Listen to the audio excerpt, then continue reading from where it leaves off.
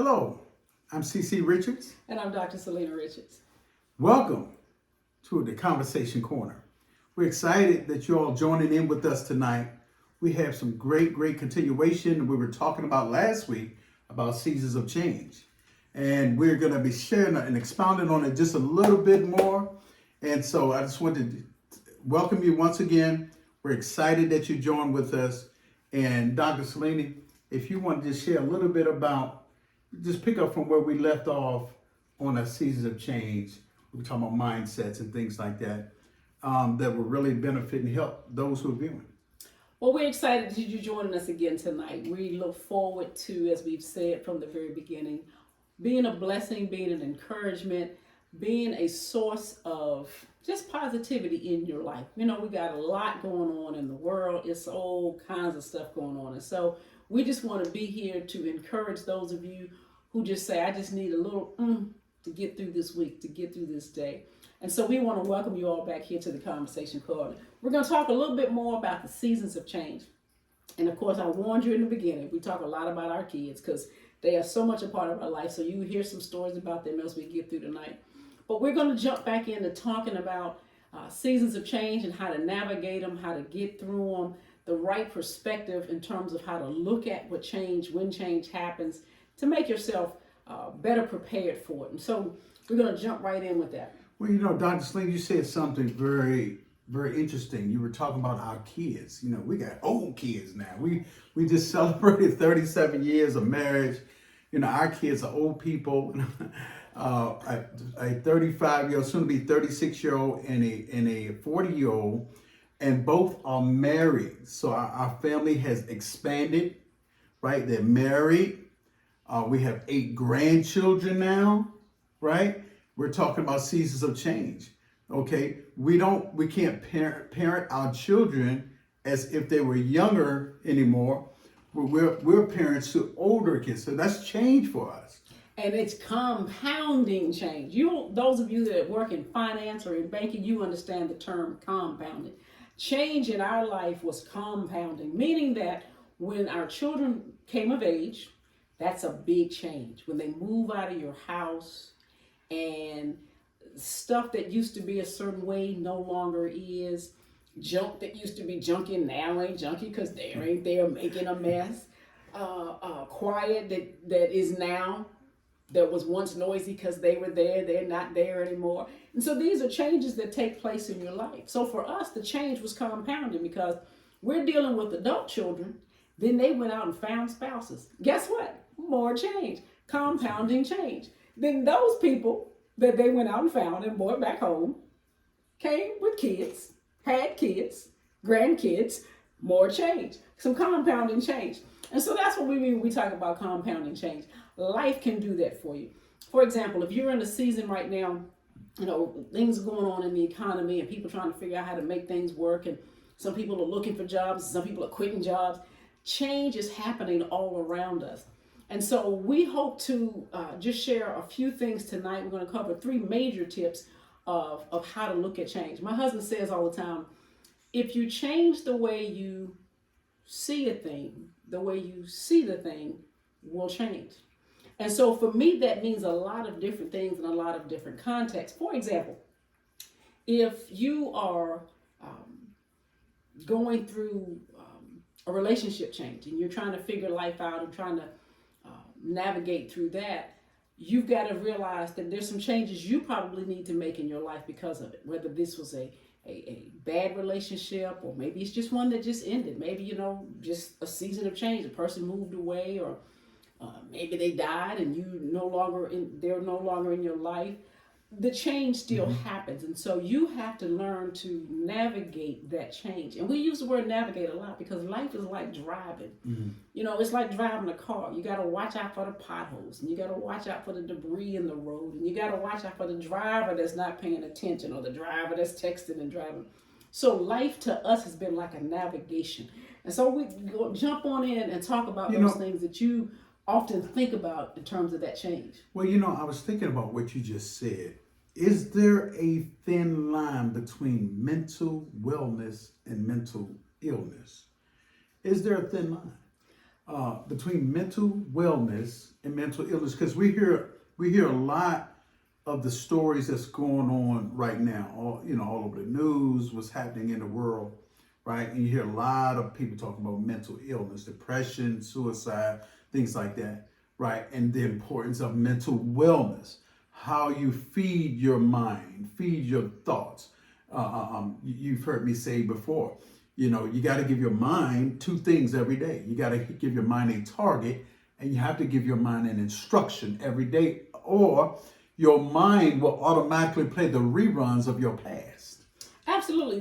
When you talk about the mental wellness and the mental illness, a lot of things that I've seen of impacting people, some of it is because they didn't navigate or having trouble navigating a particular season of change in their life. For example, there's some true organic mental illnesses that people deal with, but sometimes the challenge is because they're not embracing or preparing for the change. Mm-hmm. And so when that happens to them, life hits them almost broadside because now they're trying to figure out that particular change. For example, I had a job, went to work every day, and then one day they laid 8 of us off and I didn't have that job anymore.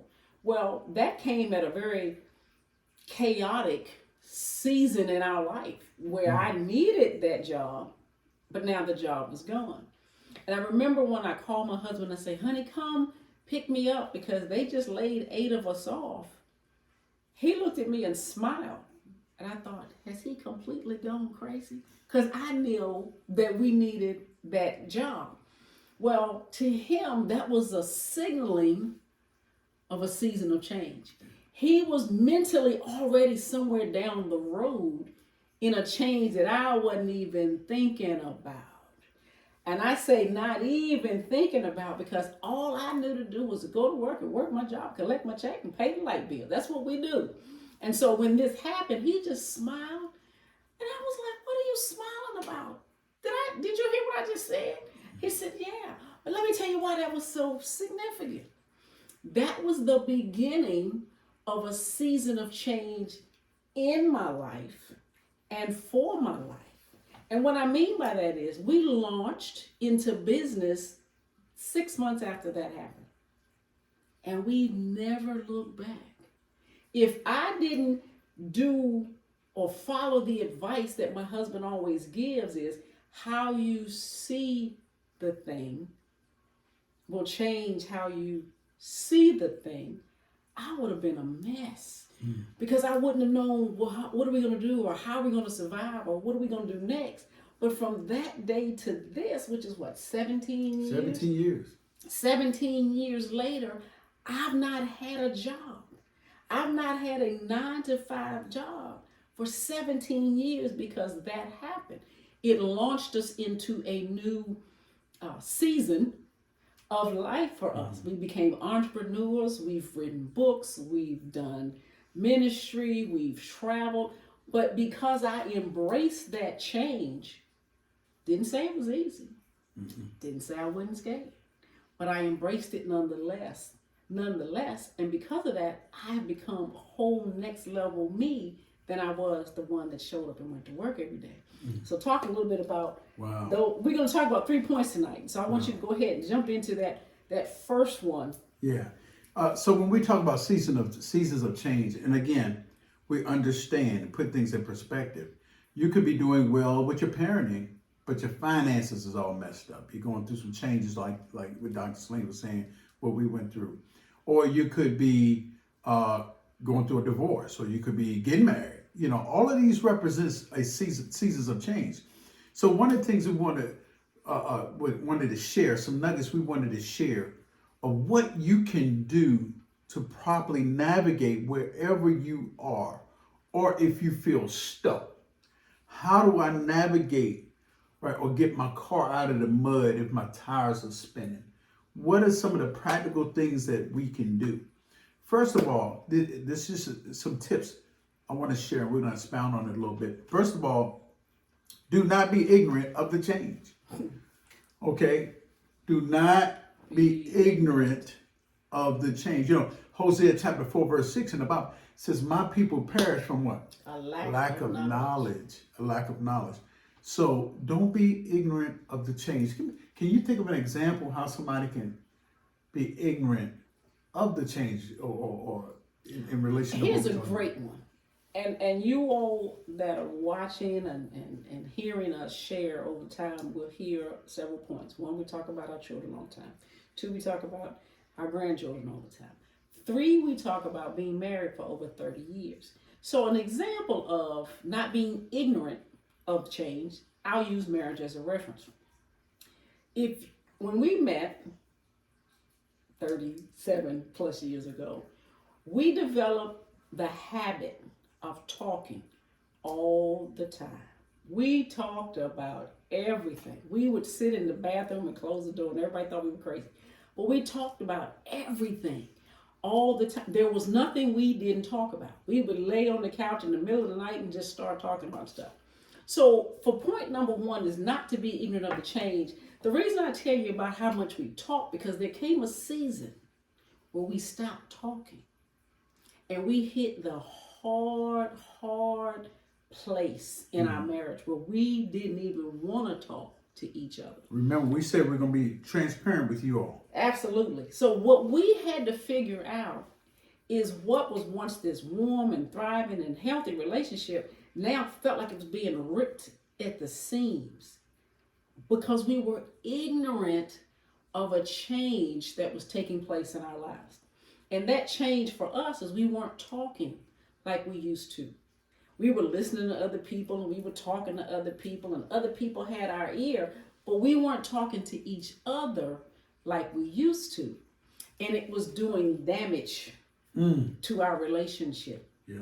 So the first point that we want to share tonight is don't be ignorant. Stop and assess what's going on and how did you get there? Because you don't just wake up and find yourself in a place. Right. You got there by actions or lack of action. You got there because some things were slightly and subtly changing and you didn't catch it. So we want to encourage you. Don't be ignorant of change. Stop and note. We're not talking like we used to. Or we used to go out together. We're not doing that. Or I remember when we used to, whatever that thing is that you used to do, that's not happening anymore. Because it's impacting your life. And I just use marriage as an example because, as I said, when you've been married for over 35 years, it's a lot of living happening in 35 years. So number one is don't be ignorant of the change. Stop and assess what's going on in your life and review very strategically how you used to do and what you're doing now. Because that'll make a difference in how you fix the problem. That's good. That's number one. And ladies and gentlemen, number two, for those of you that are writing this down, number two is do not be unprepared for change. Like, for example, we just left summer. We're getting ready to go. We're in fall now. We're transitioning. The mornings are cold now. The afternoons are nice, warm, but the mornings are cold. We're transitioning. Do not be unprepared for change. You know winter is coming. You see it come. You see it over the horizon. A lot of times we can see stuff coming and pretend, Dr. Solina, that it's not coming. It's not going to happen. Like you don't really see what you see. Right. Right now, on the news, they said a hurricane is coming up the Gulf, coming up toward Florida. They're tracking it. They're saying it's coming and it's going to hit. Right? Do we pretend, it's not going to happen to me? Well, one thing about being prepared for change has a lot to do with your mental state. It has a lot to do with how well you will fare as that change occurs. For example, if you make a certain amount of money and you literally just spend, you just spend like money is coming out of the water faucet, and you're not saving or you're not concerning yourself with where that money's going. When something happens to that income, you can't work or the job closes or whatever, you may find yourself in a very hard place because you didn't prepare for down the road. Put a few pennies away and wear the clothes you had last week. You don't need a new dress this week, just wear the one you had last week. Those things to allow you to be ready when change comes. You got kids. At some point, somebody's going to college, whether they all go, maybe one of 5 go, but you put a little bit aside because one day they're coming. Or that you're getting old and you want to prepare, should be anyway, prepare yourself for that transition. For example, you might live in a 2-story house and you're getting old. Doesn't mean you're falling apart yet, but you say, well, you know what? We plan to live in a house for a long time, but do we really need an upstairs? And so you could prepare for the change of aging and get a 1-level house, because then when you get really old, you're already in a 1-level house. I've heard this relevant saying that said, prepare your roof when the sun is out. Absolutely. When you see that there's some issues, don't wait till it catastrophically lands in your lap. Go ahead and start preparing for it. Say, I'm gonna set aside a few dollars, or I'm gonna, we know we need some new tires. Don't wait till the tire blows out and then your car flies all across the road. Go ahead and get some new tires, or put away some money for the new tires. Prepare for the change that is obviously coming. Because if you do tip number 1, you're not going to be ignorant that some changes are coming. And so tip number 2 is get prepared. Make yourself ready mentally and physically to know that these things are coming so that you can be better able to embrace those changes as they come. And number 3, ladies and gentlemen, do not boast in your season. Let's say you're having a great season. You're having a great summer. We got a summer, winter, spring, and a fall. Let's say you're having a great summer. Things are going well for you, right? Things are going well for you, right? Don't boast in your season, because you and I both know, hold on, winter is coming again. And there's a difference between boasting and being thankful to the Lord, obviously, because the Lord has blessed you and you give God thanksgiving for his blessings.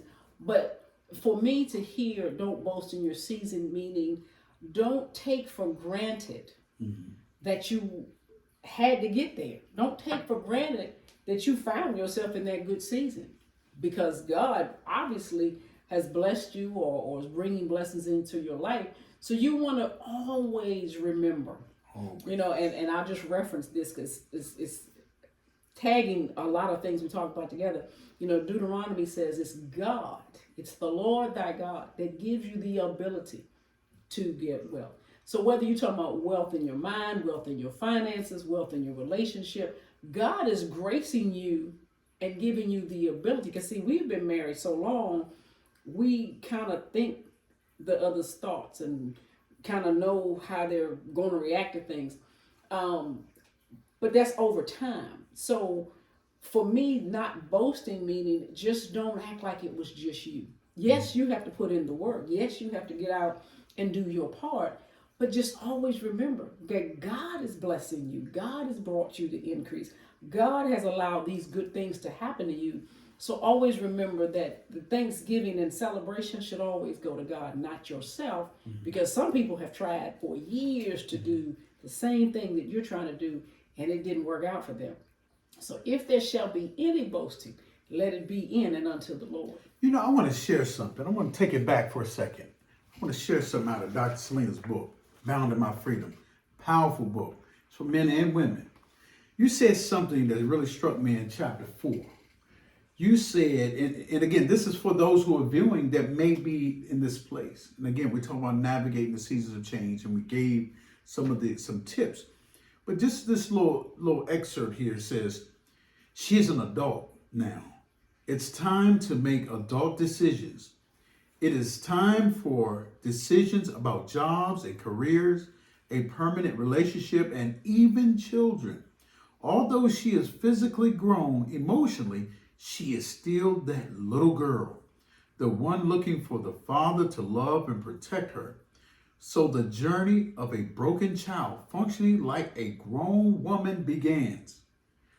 We'll share some of her stories with you now, and you get to that place. And when I read that, I can feel it, I can experience it See, it just because grabbed you. It just grabbed you. yeah, it just grabbed hold of me because people are there. You can put on makeup, put on all the exterior fixings, but there's something happening on the inside. I want you to just share a little bit for those who are viewing that may be experiencing or at this place where you begin to describe. Well, first of all, as I began to write, writing a book was never something I thought about doing. That just never something I thought I needed to do or could do. And so, as I was prompted and urged to write the book, to the passage that he just read, it has so much to do with embracing a season of change. And that season of change for me was recognizing that I was that broken little girl, and that the decisions I made up until those points in life were the broken little girl in the grown woman's body. I was fully grown physically, but emotionally I was a little girl, needing to be protected and needing to be, Is this the case, Dr. Solina, for a lot of women out there that may be viewing, or people that you know people, and women?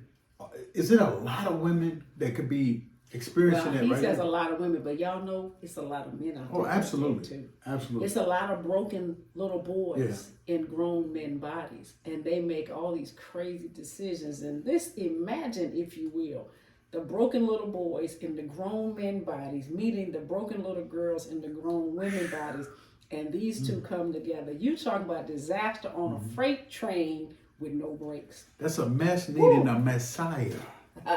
And so, as you think about the seasons of change, even from your traumas and the things you've been through, I repeated over and over and over again, you've got to stop. You've got to literally physically stop and sit down and have a conversation with yourself and admit to yourself, that's where you are. That's what's happened to me. That's what's going on. That's why you keep picking the wrong guy, and that's why you keep picking the wrong girl, and you keep ending up in this horrible place that you just don't want to be in. Because you have to, one, not be ignorant of change. When that change happens in your life, you've got to be able to say, I don't want this anymore. I want to change me first. Because if you don't change you first, everything around you will stay the same. That's right. So you've got to begin the change. The first level of change is by changing yourself. Having that honest conversation with yourself. If that means you sit on the floor and bawl and cry and laugh and do whatever it takes, have the conversation with yourself first. Why am I here like this right now? Because when you do that, then you can, and literally I would suggest you get a piece of paper, start jotting down why you feel what you feel, what it is that you feel, and why you feel that way. Because that's how you will identify those places of your life that need change, so that you can begin to implement the positive change, so that you can go to the next place and the next phase of your life. Can they reach us on social media? Absolutely. We there's the Facebook group called The Conversation Corner with CC and Dr. Solina, and we invite you all to jump on over there. And we want to say welcome to those of you that have already joined the group. We hope that we share some nuggets somewhere that'll encourage you in your life as we begin to discover and go over some pretty spicy topics at times. I'm sure it's going to get pretty spicy because both of us can get real spicy. And so we just want to welcome you all again. Jump on over to the Facebook group, The Conversation Corner with CC and Dr. Solina Richards, because we want to hear from you through your comments, through your questions. If there's anything that you think we may have been through that might help you, let us know, because we'd be glad to share with you how we got through it. Absolutely. And I totally agree with her 100%. God has brought us through a lot. I was raised from the dead, May 7, '05, a flatline. God brought us through that. I'm a documented miracle. We wrote our newest book. It's called 6 Days of Silence. We share what God did on our journey through that as well. Again, you all can reach out to us on the Facebook page of The Conversation Corner, and you want a book or whatever it is, correspond with us on that platform, and we will definitely respond back to you as well. We're excited because we know that we're going to use this opportunity to reach out to some people, to see God do some great and mighty things in the lives of some people. And we're going to build the kingdom together, So with that being said, I wanted to take a moment and share and let you know that Better is available. And make sure you tune in each Tuesday evening at 7 p.m. Eastern Standard Time. We're going to be right here, excited, right here at the Conversation Corner. And Dr. Solina, you want to share a quick verse before we go? Quickly. Therefore, if anyone is in Christ, he is a new creation. Old things have passed away. Behold, all things have become new. And so embrace your season of change. Know that God is with you. And as the old mothers of Zion used to say, hold on to God's unchanging hand. Because his hand doesn't change, even though everything around us just might. Yeah. And so remember, we love you. You're greatly loved, greatly valued, and greatly appreciated. Because here's one thing that we really understand and we really know. Everybody, Dr. Solina, want to feel valued. And we're going to go over this later, but value stands for validation, affirmation, love, unity, and empowerment. Now you got to say that again. You know they need to hear that again. Yeah. Value, validation, affirmation, love, unity, and empowerment. Everyone want to feel valued. Things go array when people are feeling devalued and unappreciated. So with that being said, ladies and gentlemen, once again, we want to take this opportunity to thank you for joining us right here at the Conversation Corner, Tuesday evening, 7 p.m. And whatever you do, remember, once again, Better is available. We'll see you next week Here in the Conversation Corner.